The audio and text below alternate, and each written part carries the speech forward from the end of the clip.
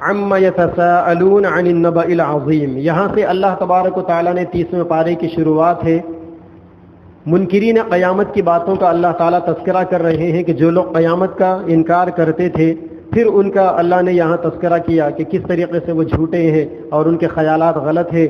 پھر اس صورت میں اللہ نے فرمایا ان للمتقین مفازا، کہ جو لوگ تقوی والے ہیں وہ لوگ کامیاب ہیں. حدائق و اعنابا، اللہ تعالیٰ ان کو جنت میں ایسے باغات میں رکھیں گے کہ وہاں طرح طرح کے باغات ہوں گے اور اعناب انگور ملیں گے ان کو.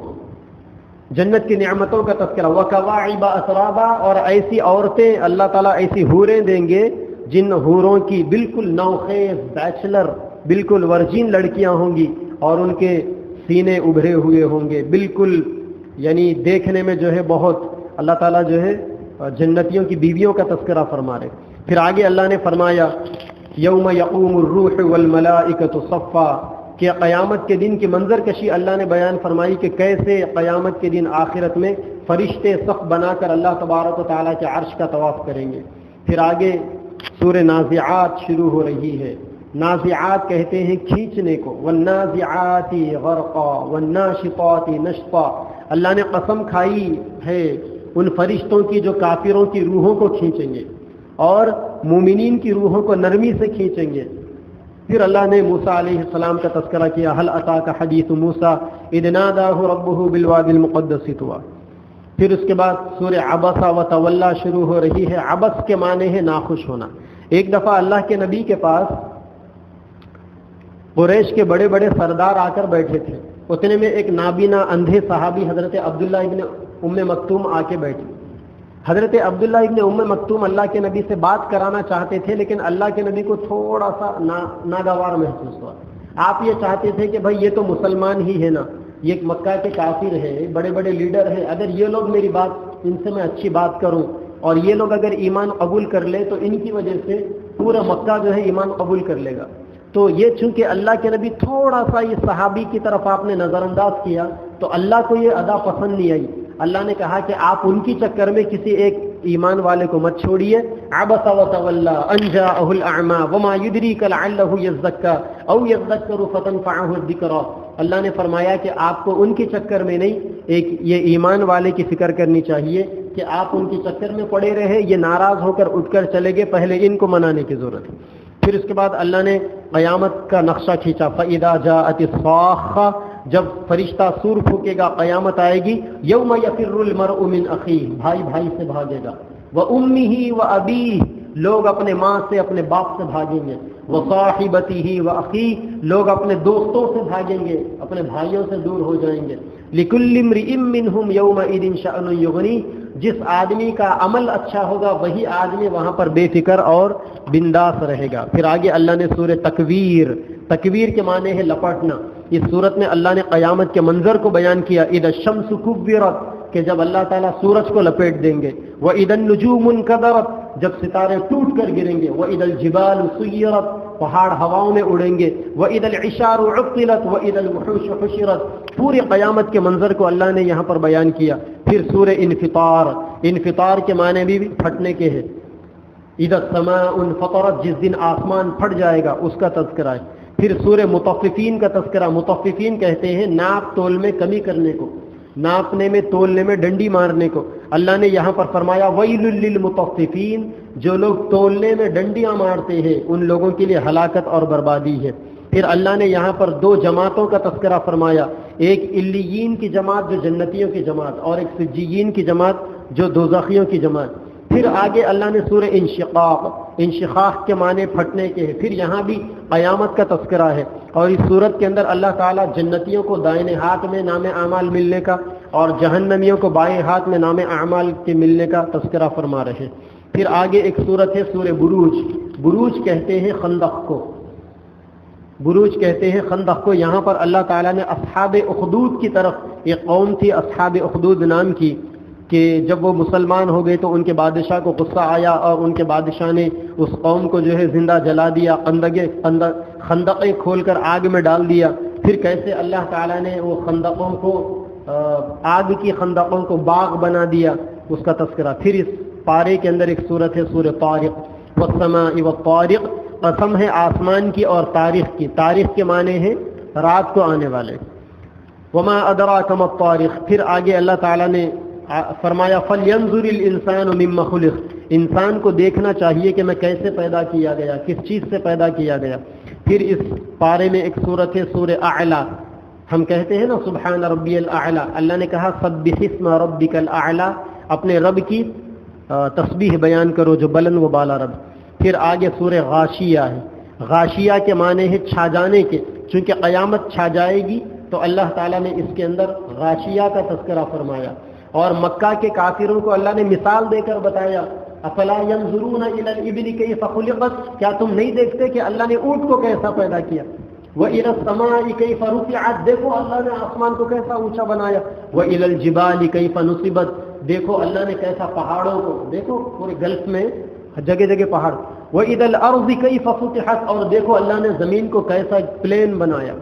تو یہ چار چیزیں اللہ نے بیان کر کر مکہ کے کافروں کو توحید کی تعلیم. اچھا یہاں اونٹ کا تذکرہ اللہ نے فرمایا افلا ينظرون الى الجبال كيف خلقت. افلا ينظرون کیا تم الى الابل كيف خلقت, کیا نہیں دیکھتے کہ اللہ نے اونٹ کو کیسا پیدا کیا. بھائی اللہ نے اونٹ کا تذکرہ کیوں کیا. اونٹ کا تذکرہ اس وجہ سے کیا کہ اونٹ جو ہے مکہ کے کافروں کا فیورٹ جانور تھا. ٹرانسپورٹنگ میں بھی اس کو استعمال کرتے تھے, ہر چیز میں. آپ غور کریں جتنے بھی جانور ہیں جب پیشاب کرتے نا اس کا پیشاب سامنے گرتا. اونٹ ایک جانور ایسا ہے ان پیشاب کرے تو اس کا پیشاب پیچھے گرتا. کیوں؟ کیونکہ یہ لوگ جب اونٹ کو لے کے چلتے تھے تو اونٹ کو لے کے چلنے کے موقع پر اونٹ کی گردن ایسا ہوتی تھی, وہ لوگ اونٹ کے پہلے پیروں کے پاس چلتے تھے, یعنی اونٹ کے جو سامنے کے پیر ہے اس کے برابر. اگر پیشاب سامنے کرتا تو وہ پیشاب کے چھینٹے ہمیشہ ان کے اوپر اچھلتے. اس لیے اللہ نے ان کو سمجھایا دیکھو تمہاری سہولت کے لیے ہم تمہارے جانور کے پیشاب کے طریقے کو بھی بدل دیے. اور ایک چیز اللہ نے یہ بھی بتائی کہ دیکھو تم لوگ ہفتوں مہینوں سفر کرتے, تمہارے اونٹوں کے اندر اللہ ہم نے ایسی طاقت رکھی کہ اونٹ ایک وقت میں 15 دن کا کھا لیتا کہتے چارہ. اس کے بعد 15 دن تک چارہ نہیں کھاتا, پانی نہیں پیتا, کیونکہ اللہ نے سب کے پیٹوں میں ایک میدا رکھا. اونٹ کے پیٹ میں ڈبل میدا ہے, اسٹوریج بھی ہے, یعنی وہ اب کا کھانا تو اب کھا لیتا, بقیہ جو دوسرا جو اسٹوریج ہے وہاں 15 دن کا اسٹور کر کے رکھ لیتا, پھر وہی نکال کے چباتے ہوئے.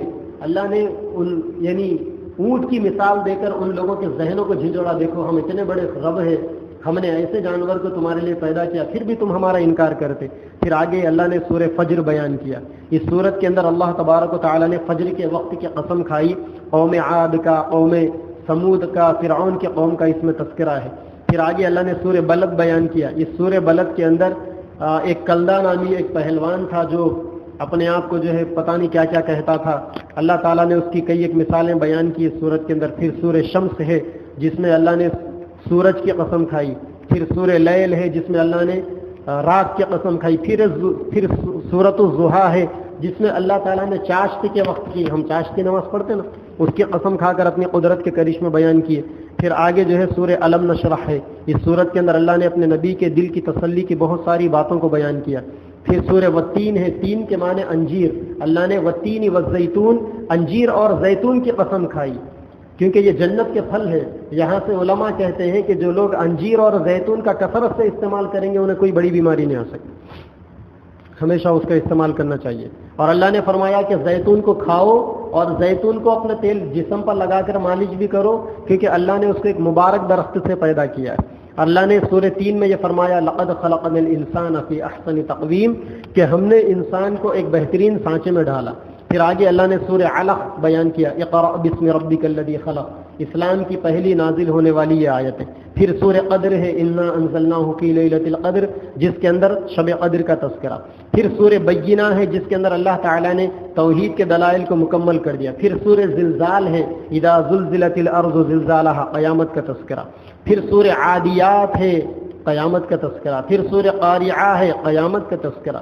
پھر سورہ تکاثر ہے, اللہ کہتے ہیں کہ کل قیامت میں تم سے ہر نعمت کا سوال جواب ہوگا. اس کے بعد سورہ عصر ہے والعصر, اللہ نے عصر کے وقت کی قسم کھا کر کہا سارے انسان خسارے میں ہیں, صرف 4 لوگ نہیں. پہلے ایمان والے, دوسرے ایمان کے ساتھ عمل کرنے والے, تیسرے لوگوں کو اچھی باتوں کا حکم کرنے والے, تیسرے جو مصیبتیں آتی ہیں اس پر صبر کرنے والے.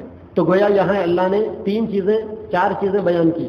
ایمان رکھو، عمل بھی کرو، خود بھی عمل کرو، پھر اس عمل پر دوسروں کو دین کی دعوت بھی دو، پھر یہ تینوں چیزوں پہ جو مصیبتیں آئیں گی اس کے اوپر صبر بھی کرو. اگر یہ 4 چیزیں تم مضبوطی سے پکڑ لیے تو تم کامیاب.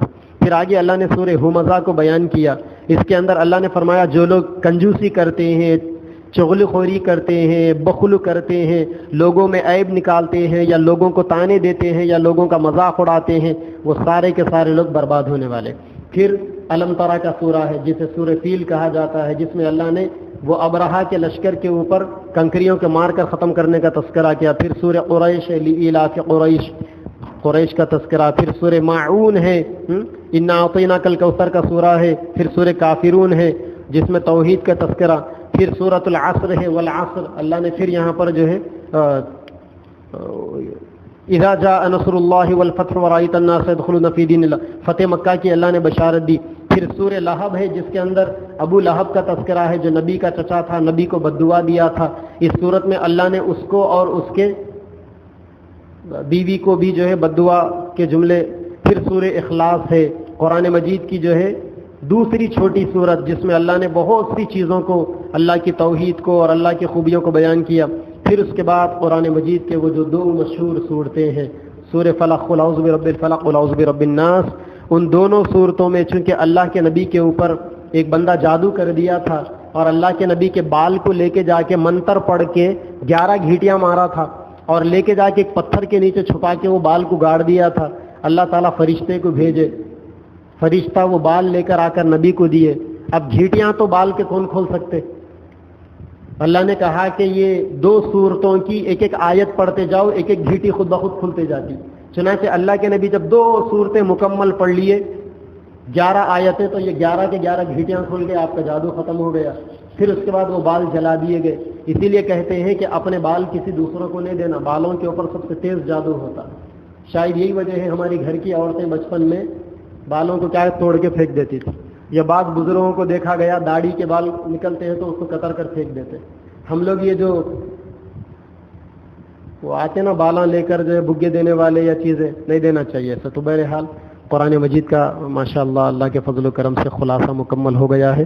اللہ تبارک و تعالی ہم سب کو قرآن مجید کی برکت سے ہم سب پر اللہ تبارک و تعالی اپنی رحمت خاصہ نازل فرمائے اور قرآن مجید کو اللہ تعالی اپنی زندگیوں کا اوڑھنا بچھونا بنانے کی توفیق عطا فرمائے.